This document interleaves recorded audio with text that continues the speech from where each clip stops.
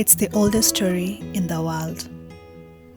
One day you're 17 and planning for someday, and then quietly, without you ever really noticing, someday is today, and then someday is yesterday, and this is your life. Truth is, we all choose a path. Sometimes you never look back, and sometimes life forces you to. So don't be afraid to make mistakes, to stumble and fall, because most of the time, the greatest rewards come from doing the things that scare us the most. Maybe you'll get everything you wish for. Maybe you'll get more than you could ever have imagined. Who knows where life will take you?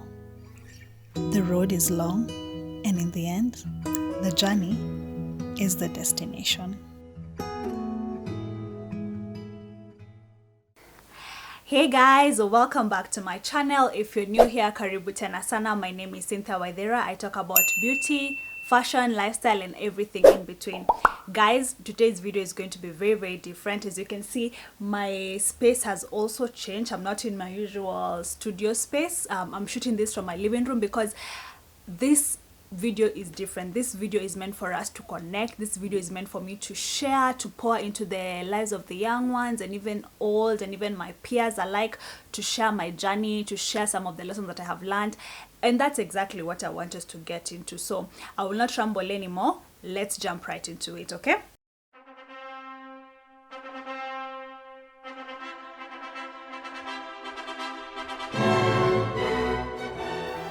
So let's begin with the first aspect of my life. I'm talking about relationship and marriage. So what was my expectation growing up? Okay, first let's keep in mind I'm 26 years old. Gosh, guys, I can't believe 30 is 4 years away. Like, woohoo. Anyway, so when growing up, I feel like life does give you ideas of where you're supposed to be or where you're meant to be. And so for me, for a long time, it used to feel like I would settle down in my late 20s, and to be specific, between the ages of 28 and 30. So right now I'm 26. So reality is I have not settled down, and I think that is in line with my expectation.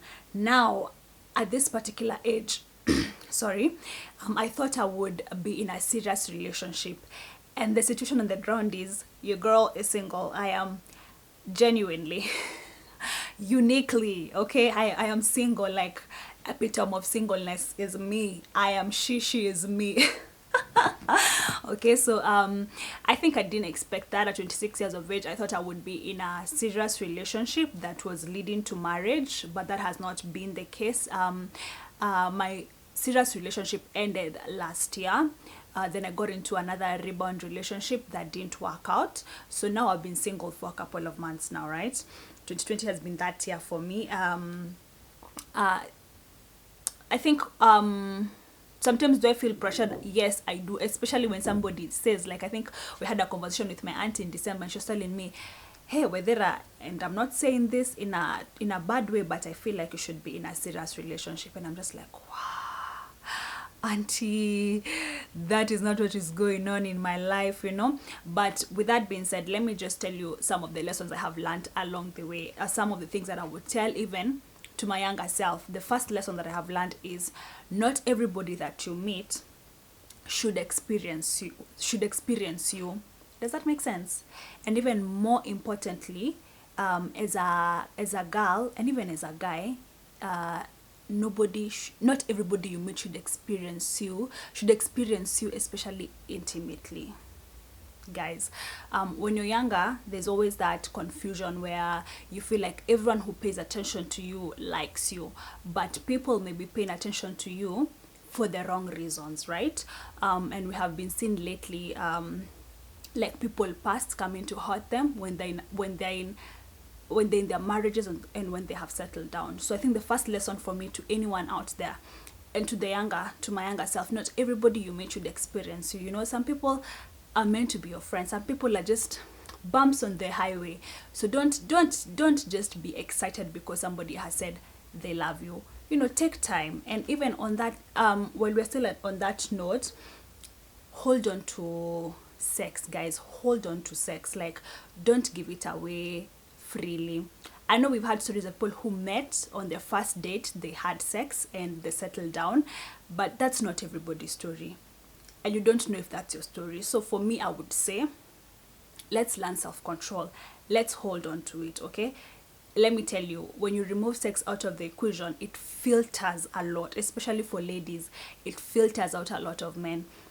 So let me just use this as a reference point. This year I have met two amazing gentlemen. They were great gentlemen. They were in their 30s, and when we got talking and we got to that issue of sex, for me, I told them very clearly, this one is off the table. And within days, those jammers disappeared. I'm telling you the truth. Within days, they disappeared. Now, granted, I'm not saying everybody is like that. That's not what I'm saying. I am saying it's a very good filter. If somebody is there for the right reason, they will wait until the right time. You get me? If somebody is there for the wrong reason, when you remove that thing, when you remove the option of sex off the table, trust me, they will start working. It reveals people's true colors very, very fast. Yani, it's among the best filters for finding the right person. Okay. Then the other lesson that I have learned is, what is for you will never miss you. Now, I know it's very easy, especially when you're single, getting older, your friends are settling down, to look at yourself and think, hey, maybe my ex-boyfriend was the one I was supposed to settle down with. Maybe if I was not patient enough, or maybe if I was patient enough, we would still be together.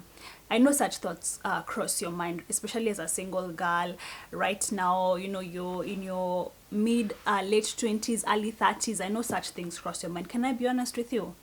I really subscribe to this school of thought. Whatever was meant for you will not miss you. For me, when I look back at when I look back on my relationships, to be honest, and I don't mean this way, I don't mean to say this in like a bad way or anything like that. To be honest, I'm glad none of those relationships worked out.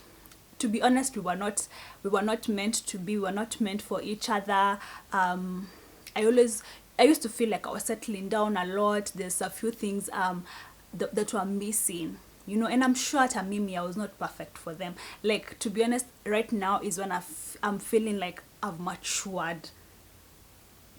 If you dealt with me before, I don't even know what version of me you had, because right now is when I'm feeling, Cynthia, you're maturing really, really well. I love the woman I'm becoming. So whatever is meant for you will not miss you. Please remember that, okay?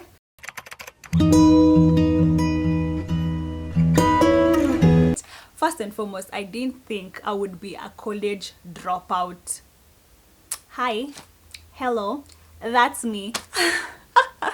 So I was always a bright student growing up, like in primary, secondary, I was always a bright student. I could pass for a bright student. So once I got to campus, I went on to do quantity survey, and I was doing it through job, right? And I was really proud of myself. I really wanted to do my studies through job because I really didn't want to burden my parents financially. But when I got to my second year first sem, it became very clear this thing was not meant for me. It was actually very tough for me, and I don't know why it was tough for me, because looking back, I had among the highest aggregate points for that class, but for some reason sikuwa nasikia, ilikuwa inaingia hapa inatoka hapa, sikuwa nasikia, and I really tried my best. So I ended up flunking out of school, to say the least. My parents were so shocked. I think my dad didn't speak to me for like 3 months. Like, he was so disappointed in me and all that. So I really didn't think I would be a school dropout. But okay, just to save face and to complete the story, I went on to do communication in Daystar University, and I finished. I graduated in 2018. Yes, and looking back, I think the lesson I can say is, if you're passionate about something, please go ahead and pursue it. And just because you're passionate about something does not necessarily mean that you'll get a job in that field. Does that make sense? Hold on. Okay, so now we're back, and I was saying it does not necessarily mean you'll get a job in that field, but okay, let's just take it out to the school bit. Choose to do what you're passionate about. If you always wanted to be a doctor, go pursue that. If you wanted to do communications, go pursue that, okay? And be ready to put in the extra work. There's nothing like, because I chose this course and because I'm talented in this area, I will have it easy. No, there's nothing like that. Trust me, there are people who did arts and they are fighting for their lives right now looking for work. There are people who did sciences and the same thing is happening to them. There are people who did communication, they ended up working for, getting some nice places to work, and life is working out. So whatever you choose, be prepared for the life ahead, okay? Then with that being said, let's go ahead and talk about career. Now, I thought I would have a high flying career, and I think it's because when you go through the 844 system and you're doing really well, automatically you're made to believe you'll be able to be absorbed into the work industry, to the job industry. You won't even tarmac for long, right? That's always the belief when you're going through 844 and you're going through it really well. Keep that in mind. So when you get out into the world, trust and believe it is very different. Anyone who has gone through this experience, they can tell you it's very different. First and foremost, I tarmacked from 2018. I landed my first placement this year, my first real placement, something that I will not call an internship, something I will not call it's a first real placement. Kutoka 2018, the whole of 2019, I didn't have a job. I was working for my folks. I got a job in 2020. Okay, and they don't tell you that in school. I think my expectation was after school I would get a job. I mean, I was a bright student, I was a good asset. Your life hits you. Let me tell you a story. In 2019, this graduate trainee things people do, I applied for Unilever. I did really well. I was called back for the second round. That one was online. Nikapita hiyo, then we were called physically. I went for a physical interview. Then I made it to top 12. We were 12 people left. So the next interview was a reverse mentoring process where we were taken to Unilever offices in Karen. So beautiful. And then what happened, they called managers, then they ordered pizza, they gave us juice, and then they told us it's not an interview process, it's time for us to just mingle with them, to know them, blah blah blah, right? So me, during the whole process, I was just quiet, I didn't speak too much, right? Guys, guess what? It was part of an interview process and I was eliminated. And let me tell you, when I found out I had been eliminated, I could not believe it, because they said they would send us something during the weekend. So I remember one of the guys who was part of that cohort, alini text akaniambia, hey, did you get what we were meant to be sent? Nikamwambia, no, I didn't receive anything. Akaniambia, are you sure? Check.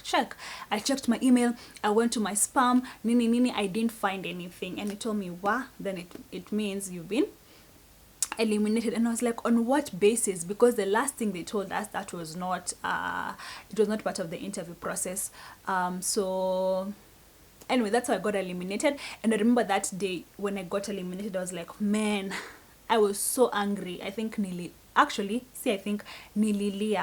And to be honest, I just said, you know what, Unilever, you don't know what you missed out on. You missed out on a good person. Okay, so post campus, you may experience that. Some people are able to land jobs very fast and life moves on.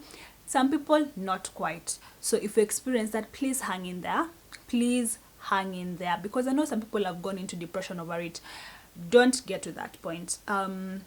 If it takes too long, my advice for you, and if it's possible for you to do your masters, go ahead and do your masters. As you keep hunting, and don't get tired of hunting for jobs. Apply, network, guys. And masters has been a very good place for me to network. So network completely. Okay.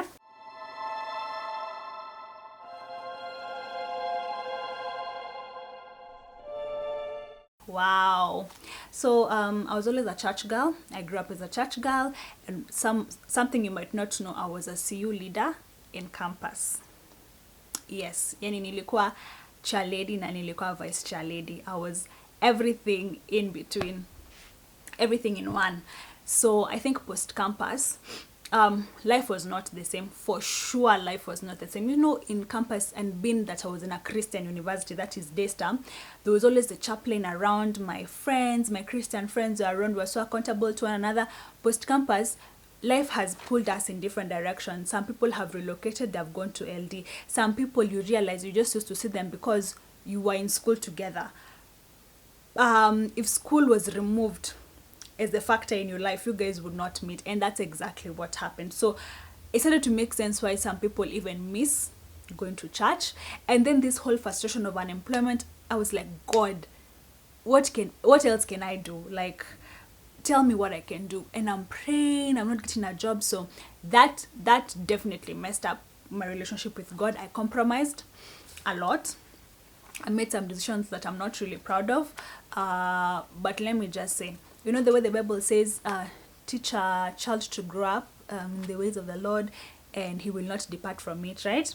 I think that's what happened. I think in my conscience, I used to definitely acknowledge God. I used to know God was still there despite everything. So I remember at some point, I was like, you know what? I cannot hack life without God. I need God. I really need Jesus. So earlier on this year, I remember I went to church and I just told God, you know what? I know I have messed up. I know I have depended on my own strength. But I cannot do life without you.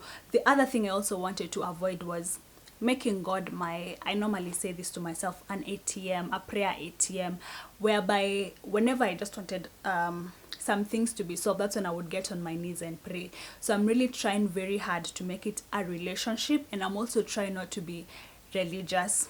It's a day at a time, guys. It's a day at a time, but one of the things I try to do is to read the Bible every day, and try and pray every day. Some days I don't do that. Actually, it even happens that unapata a whole week I've not read the Bible, but I keep going on. I will never go back or stagnate. I'll keep going. If I didn't read the Bible on Monday, it's fine. Tuesday, I'll pick it up. If I didn't do it Monday and Tuesday, it's fine. Wednesday, I'll pick it up. And so I think one of the biggest lessons I can give to anyone out there is that we all need God. We do. Or whatever form of spirituality you subscribe to, we do. Please don't think you can do life on your own. God is such an anchor. He's such we all need God in our lives. Let me just leave it at that. I will not explain anymore. All right.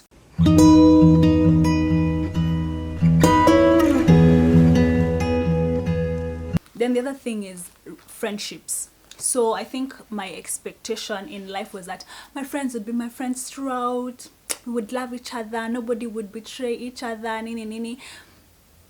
But the reality on the ground is that has not been the case. Let me just say, I have a really good group of friends. I love my friends. My inner circle, those guys they're my G's, guys. Yani, you guys know yourself, you know. Those guys hype me up. They encourage me. I talk to them about anything and everything, and I'm so glad. But I will say, along the way, there are people I wish we were still friends.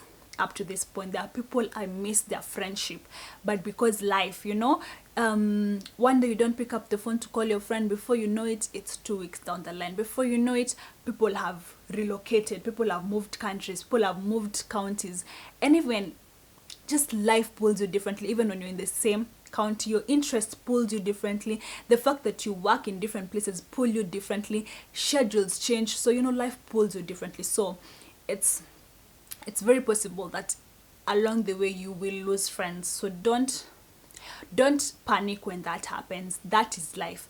But also on the flip side, along the way you will meet amazing people. You will meet. I've picked up friends along the way that I'm so grateful I have picked, right?